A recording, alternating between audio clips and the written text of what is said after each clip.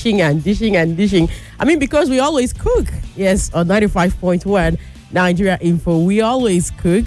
Honestly, so many things on my mind this morning, but let's start from somewhere. There is so the world is opening up a lot when it comes to sports. When we talk about the Arab world, be it Qatar, be it UAE, Dubai, they're just opening up, and with every other year, new things happen there. There's an exhibition match that will be played in December, and that exhibition match is in tennis. Tongues are wagging about it, so we're going to get that update from the tennis world this morning. And Sabalenka and Nick Kyrgios are at the center of this particular exhibition match. And of course, I have Venus Williams in my news for tennis updates. We have updates from the UEFA Champions League from last night. Champions League football last night. Someone say it did not live up to expectations. Someone say before you get a shot on target, against Arsenal right now, you need to apply. That is, you need to apply months ahead. You need to write an application letter, and I've heard a lot of things. Today, match day 4 in the UEFA Champions League will continue. I have some dailies with me. We're going to look through them, and we're going to do all of this from now up until 9:25. So you still have limited time on the show. I always like to tell us we are live on our socials, on YouTube, on Facebook, at Nigeria Info Abuja. So go there immediately and start engaging so that your comments can be read real time on this show before I sign it. And even after I sign out, we can continue conversations later. On WhatsApp, you can join 0809-9930137. Anything you hear, react to it immediately so that I can read before I sign out. Kachi is my name, Sporty Chico on the MIC, the Queen of Sports, and that I welcome you to Sports Drive this morning. And quickly, we're starting our update, like I said, from the world of tennis. And, what's a better way to start than from the camp of the Queen herself, the Queen of Court? I'm talking about none other than Venus Williams. Yes, Venus, she has been awarded a wild card for the Auckland Classic in January. Venus, people just keep... When you mention Venus, you'll be like, she's not retired? One was saying that the guy was just breathing. I said, calm down before you pass her. I said, is she what? Is she still playing tennis? Oh, yeah, she's still playing tennis. And the 45-year-old who has won 7 Grand Slam, single titles, made her comeback in July after 16 months without competing. And she defeated fellow American Peyton Stearns, then ranked 35th in the world on her return at the Washington Open to become the second oldest woman to win a WTA tall-level singles match. A month later, she was also given a wild card into the main draw of the U.S. Open, and she impressed in her 3-set loss to Czech seed Karolina Muchova. That was in the first round. So right now, we're expecting to have Venus Williams in January at the Auckland Classics, even at the age of 45.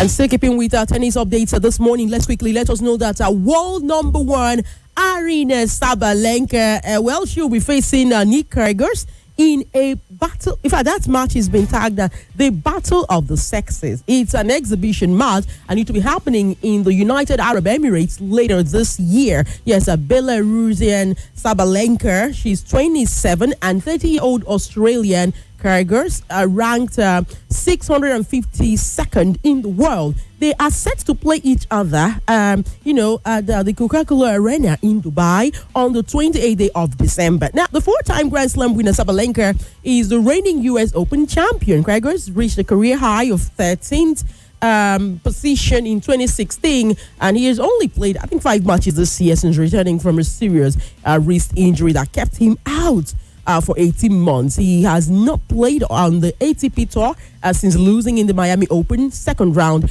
in March. And so many things have been said about this game. It's not the first time we'll be having something that we can tag the Battle of the Sexes tennis match. It happened sometime in 1973. It has happened in 1992, where you have a male seed and then a female seed are competing. It's happened before. People have been talking, tongues have been wagging. Tennis fans, they have been divided into two camps since rumblings of this particular exhibition began at the US Open in September. Some of the fans, I think that it is a bit of harmless entertainment, which will successfully attract the eyeballs of a newer, younger audience in the age of social media content. Then for others, they believe that it is a misguided venture and that it is organized by the Evolve Agency. Of course, this Evolve Agency is the agency for both Sabalenka and Nick Kyrgios. They share the same agency, and it sets up an opportunity, according to the fans, they say it sets up an opportunity for women's sports to be belittled if Sabalenka is beaten by Nick Kyrgios. That once Nick Kyrgios, maybe if he beats Aryna Sabalenka, people will now start saying, after people will say what a man can do it better. Look at a common tennis match, and then ordinarily the guy will be the girl. So they don't want that kind of misogyny narrative, unnecessary fueling of sexism. That is the concern of some fans. But I think that both parties, both Sabalenka and Nick Kyrgios, they have said, they are friends, and they've said they are coming into it with an open mind, that it's a cool idea, but the fans continue to disagree on this particular matter.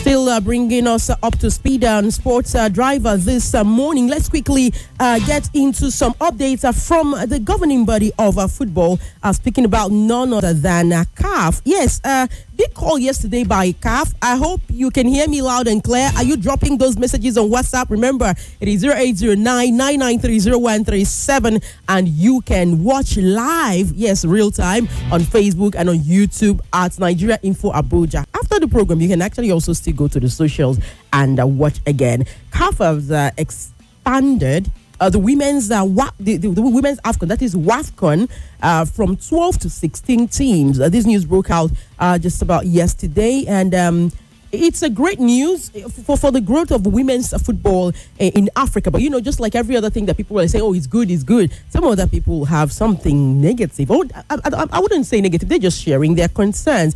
There's a little twist to this expansion from 12 to 16 teams. Oh, great idea.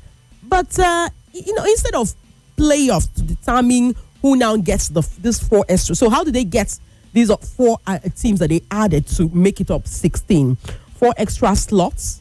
The slots went to, so automatically it's gone to Cameroon, to Cote d'Ivoire, to Mali and Egypt based on FIFA rankings, not result on the pitch. So they did not create maybe another tournament, like a playoff tournament for this decision to be made. They just checked, okay, so how are the teams ranking when it comes to women's football in Africa? And they looked at it and said, okay. That's how they just, if you're looking good on the ranking and you've not qualified, they just take, okay, you are up here, that's how they chose the 4. And many say it's a reward of consistency and global ranking progress. But then critics are arguing that it is unfair for teams like maybe Benin Republic, who fought hard in the qualifiers, and they deserve a second chance on the field. That a playoff of a mini tournament might have kept the spirit of the competition alive. Okay, so people are saying CAF did not get this one right. Some people are saying it's very fine. It's not every time playoff competition here and there. Let them just it's good that they use the ranking. Divided opinions again when it comes to decision making around sports this morning. Okay, so when we move away from CAF, we're going to just go straight into Champions League football results that came in last night. We were here. For people who do not know, because of course, we talked about it on Saturday, on Sunday. I think from Friday we've been announcing it, the time change, the GMT, the time change. We are now it's now 1 hour ahead in UK and some other parts of the world. So matches that ordinarily go down by 8 p.m., we're having them by 9 p.m. I'm repeating because still yesterday, the fans know that this change happened. This time change always happens by this time of the year, but I think they were not up to speed with, okay, so it's happening it's starting yesterday in football fixtures and in Champions League fixtures. So they were just still asking questions, even though we've been hammering on it, talking about it. So now please, it's started already. So today, 9 p.m. again. In fact, 6:45 instead of 5:45, we shoot for the UEFA Champions League.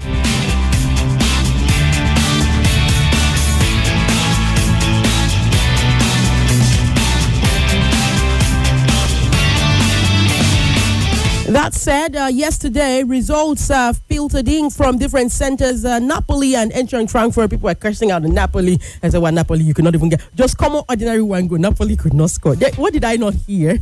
He ended in a goalless draw. Slavia Prague lost at home to Arsenal. Arsenal, Joe. Arsenal, should I say two hands? Two hands up for Arsenal. Raise your two hands up. Should I say two fingers in there? Which one? Choose one now. We got to choose. We have to do something. If I check it, what is going on? And people are still doubting. They say, Arsenal, this is not the season. And I'm like, I don't blame anybody. See, me, Seth, to trust Arsenal, it's not with my whole heart. It's not with my full chest. Yes, that's how it feels. But do I like what's happening to them this season? Oh, yes, I am loving it. It is now 8 matches on the bounce without conceding. The news is not that they've won 8 matches. Arsenal, they can win games, but they have now won 8 matches on the bounce without conceding. They went 7 matches winning, not conceding, and their opposition not getting a shot on target. But yesterday, Kachi, Slavia Prague, check on them. Did they get? Oh yes, they got a shot on target. Slavia Prague got 1 shot on target. They had 1 shot on target against Arsenal, and Arsenal, actually, they had 8. So that's how that game ended. So the Gunners, they continue to blaze and fire on all cylinders. Fans, Abuja, do you think maybe this is the year for Arsenal? Do you feel it in your bones that maybe this is the year for Arsenal? If you can do a 15-second call, the lines are open on 0700 951 0000. 15 seconds, and I'm serious about it. All right, so let's go. And Atletico Madrid beat Royal Union SG by 3-1 yesterday. Bordeaux Glimt lost at home to Monaco. The game ended 1-0 in favor of the visitors Monaco. Juventus Sporting CP, another fixture people were not happy about because of the outcome. He ended 1-1, and Liverpool beat Real Madrid. Oh, amazing game yesterday. They didn't live up to the hype, but I would say Liverpool, this huge test, they are passing it. I mean, they beat Villa. They beat Aston Villa. They've beaten Real Madrid. It's Man City that's left, and we'll see what happens over the weekend. Unbelievable, right? Unexpected. People didn't see this one coming, but the Reds, it was Mark Alistair, even amidst booze for... Okay, I don't like that, but I mean, directed to Trent Alexander-Arnold. I'm still wondering why that is happening. There is Olympiacos Spirals versus PSV, and the event happened yesterday, ended in a 1-1 draw. And PSG, defending champions. People that are still doubting Brinson Company, I think he can hear you all. They had to play with a man down. Luis Diaz, a red card after the unfortunate challenge on Achraf Hakimi, because I know it wasn't his intention, but it was quite a serious one. Some people have said he should have gotten a yellow card, maybe not a red. I don't know what you think about that. Do you think Luis Diaz should have been issued a yellow, not a red? Was the red too harsh for you? Oh well, they had to play the entire second 45 with 10 players. It didn't matter. They still won the game. Bayern Munich 2-1 against the PSG. PSG, they had 2 players injured. Hakimi as well as Ousmane Dembele. Dembele left the game in the very first half. So all that factored in. The game ended 2-1. A great outing for Bayern. I must say, at home, PSG could not just do it. Tottenham, they ran right over FC Copenhagen, and fans have said if they do not beat Copenhagen, is it Real Madrid they want to beat? All right, so those are some of if not some, all of the outcome of the matches that were played yesterday in the UEFA Champions League. So let's go through the dailies, shall we?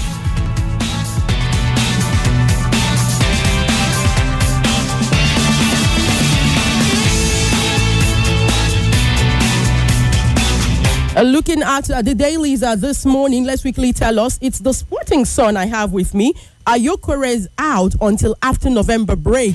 I know Arsenal fans will not love this update, but it is what it is. Ayokore out until after November break. We also have World Cup playoff. Eric Shell begs Gala to reduce Osimhen's workload. I am seeing this on the Sporting Sun this morning that Eric Shell is begging Galatasaray to reduce Osimhen's workload. All right. And of course, our former coach Eric Shell, our former coach are going to roar tips Nigeria, DR Congo to meet in the final. Eric Shell says it is Nigeria versus DR Congo, which means that Nigeria will beat Gabon in the first match, and DR Congo will beat Cameroon. Okay, that's the prediction of Eric Shell. We will see about that. Thank you very much. That's from Sporting Sun this morning. And if we look at where else do I go? Okay, the Blueprint newspaper, Sports Blueprint, playoffs. Gabon coach named squad for Super Eagles clash. Yes, our Gabon coach has named a squad for Super Eagles clash. CAF Champions League. Rivers United not afraid of groups foes. That's according to legend and their coach Afinide George. Yes, Rivers United, after the draws were made, we were like, Hannah, yes, Pyramid FCO, they won the Champions League last season. No, how there is a RS Abakane, they are defending champions when it comes to the CAF Confederations Cup. And there's a Power Dynamos of Zambia. Maybe that's the team that people feel Rivers United they can match up to this. I'm like, it is football. Anything can actually happen. And AFCON Super Eagles defender Ago ruled out. Yes, that's still from sports. That's from the sports on Blueprint newspaper. That's actually on the back page. All right. NNL season opener. FC Basira in face-off with Mighty Jets in Lafia, and WAFU under 20 Falconets a clash with defending champions Ghana. That game will be played on Saturday. Okay, we don't have a lot of time, so we have to be signing out gradually on the show this morning. Before I run away, good morning. Let's wait until Arsenal wins at Chelsea without conceding a goal before we rate them. This is coming in from Tom Kennedy. He sent in this one on WhatsApp. We also have good morning, Kachi. And then he's saying playoffs. Of course, the playoffs starting on the 13th. Okay. Yes, a playoff is on the 13th of this month of November. Okay? Yes, indeed. Thank you very much. We have a quick other one. Good morning, Kachi. And he says Arsenal is making their opponents look like children and presumably no longer enjoying their games. He says no serious threats on them anymore. I need a serious challenge for them to keep fit. My brother, careful of what you wish for, careful of what you pray for. And that's how we wrap it up on the show this morning. No time. Okay, you do well to stick around. By the time it is 7 p.m. Yes, we'll have a football frenzy, and then from there we'll get into the Champions League coverage. But that's a long time away. Before then, we have what's happening in Abuja coming up next. Don't forget that Chelsea and Qarabag will take on each other once it's at 6:45 p.m. and Pafos and Villarreal is also at 6:45 p.m. This evening before 9 p.m. Other fixtures like Barcelona, Club Brugge, and Benfica, Bayer Leverkusen, and Man City, Dortmund, all of that. But you have to join Football Frenzy to find out some more. Conversation continues on our socials, Facebook, YouTube at Nigeria Info Abuja. Kachioka for is my name. Good morning. Boom, jaga laga.